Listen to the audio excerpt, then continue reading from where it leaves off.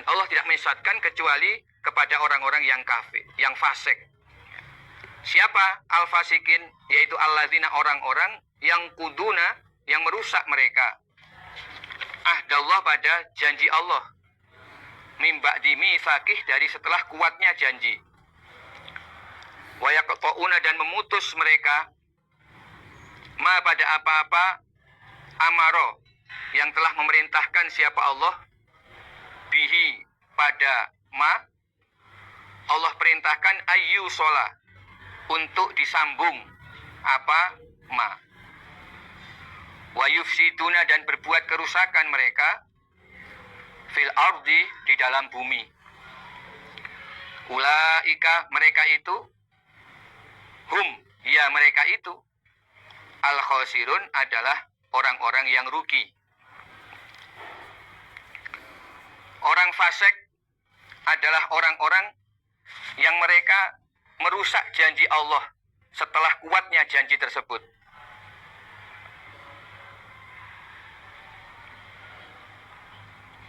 Termasuk diantaranya, ya, kalau ini mengenai kepada ahli kitab Yahudi dan Nasrani, mereka merusak janji Allah yang telah Allah sebutkan dalam kitab suci mereka, Taurat dan Injil, tentang kenabian Nabi Muhammad SAW, dan diturunkannya kitab suci Al-Quran yang dibawa oleh Nabi Muhammad SAW. Jadi mereka tidak percaya terhadap Al-Quran dan tidak mengakui kerasulan Nabi Muhammad SAW. Berarti mereka telah merusak janji Allah yang terdapat dalam kitab Taurat dan Injil. Karena dalam Taurat Injil Allah telah menerangkan bahwa nanti di akhir zaman Allah akan mengutus seorang Rasul yang bernama Ahmad dengan membawa kitab suci yang paling sempurna, yang memansuh ajaran-ajaran dalam kitab suci sebelumnya. Dan mereka, umat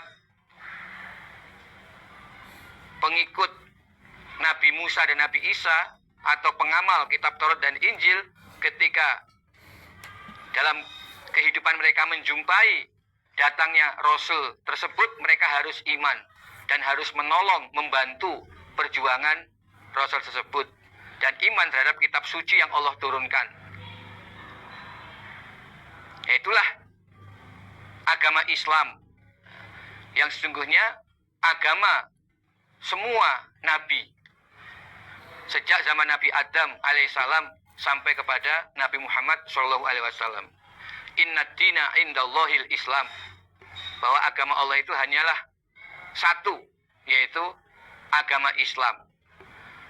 Ajaran yang dibawa Nabi Muhammad berdasarkan kitab Al-Quran itu sama dan meneruskan ajaran agama yang dibawa oleh para nabi sebelumnya, termasuk Nabi Musa yang membawa kitab Taurat dan Nabi Isa yang membawa kitab Injil. Sehingga semestinya orang-orang Bani Israel yang mengaku mengamalkan kitab Taurat dan Injil, mengaku pengikut Nabi Musa dan Isa, mereka iman kepada Nabi Muhammad. Kalau memang mereka menepati janji Allah yang telah kuat, karena mereka sudah berjanji untuk mentaati isi kitab Taurat dan Injil. Itulah janji Allah yang kuat, yang harus mereka taati. Namun kenyataannya justru mereka merusak janji tersebut dengan tidak mau iman kepada Nabi Muhammad dan kepada kitab suci Al-Quran. Dan mereka memutus apa yang telah Allah perintahkan untuk disambung. Maksudnya Allah memerintahkan kepada mereka untuk menyambung ajaran agama Allah. Setelah mereka mentaati ajaran agama Allah yang terdapat dalam kitab suci mereka, Taurat dan Injil, maka ketika Allah telah menurunkan kitab suci Al-Quran dan mengutus Nabi Muhammad sebagai Rasul yang terakhir, mereka seharusnya menyambungnya dengan iman kepada Nabi Muhammad dan iman kepada kitab Al-Quran. Tapi mereka tidak mau iman. Maka Allah berfirman bahwa mereka telah memutus apa yang Allah perintahkan untuk disambung, yaitu menyambung agama, menyambung keimanan kepada para nabi dengan iman kepada Nabi Muhammad dan kitab Al-Quran. Dan mereka berbuat kerusakan di bumi dengan mereka tidak mentaati Al-Quran, yang sebenarnya berarti mereka juga tidak mentaati kitab Taurat serta kitab Injil. Pada kenyataannya mereka banyak berbuat kerusakan di bumi, khususnya orang-orang Yahudi.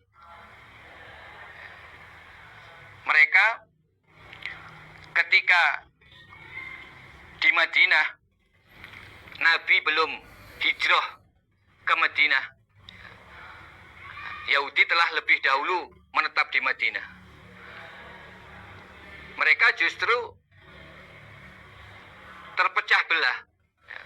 Mereka tidak bisa mempengaruhi penduduk asli Madinah, yaitu suku Aus dan Khazraj, untuk bisa hidup damai. Tapi justru suku Aus dan Khazraj memecah belah mereka, sehingga antar Yahudi mempunyai sekutu masing-masing dengan suku Aus dan Khazraj, sampai antar Yahudi sendiri saling berperang, saling membunuh, saling merampas harta di antara mereka. Nah, itu fakta, bukti bahwa mereka sesungguhnya sudah tidak mengamalkan perintah Allah yang terdapat dalam kitab suci mereka, kitab Taurat. Bahkan yang lebih parah, mereka sudah jatuh pada syirik, sampai mengatakan Uzair ibnullah. Jadi mereka sudah syirik. Maka tidak aneh ketika Nabi Muhammad diutus dan membawa kitab Al-Quran, mereka tidak mau iman. Karena sesungguhnya mereka sudah kafir sebelumnya. Ulaika humul khosirun.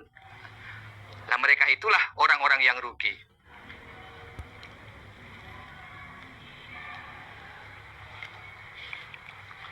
Atau yang kedua, ayat ini juga bisa diterangkan bagi orang-orang kafir. Kalau orang-orang kafir, berarti orang-orang kafir merusak janji Allah yang telah kuat, yaitu janji bahwa manusia harus beribadah kepada Allah. Jadi terkait dengan amanah yang diceritakan dalam surat Al-Ahzab, inna aradnal amanata ala samawati wal ard wal jibal fa abaina ayyahminha wa asfaqna minha wa hamalal insan innahu kana zaluman jahula. Atau Allah juga telah mempertanyakan janji itu, alastu birabbikum qalu bala syahidna. Nah, berarti mereka sudah berjanji untuk beribadah secara mukhlis kepada Allah. Tapi ketika mereka menjadi syirik atau kafir, berarti mereka telah merusak janji Allah tersebut. Dan mereka memutus apa yang Allah perintahkan, yaitu memutus sanak famili. Allah perintah untuk menyambung famili, tapi mereka tidak menyambung famili. Dan mereka banyak berbuat kerusakan di bumi.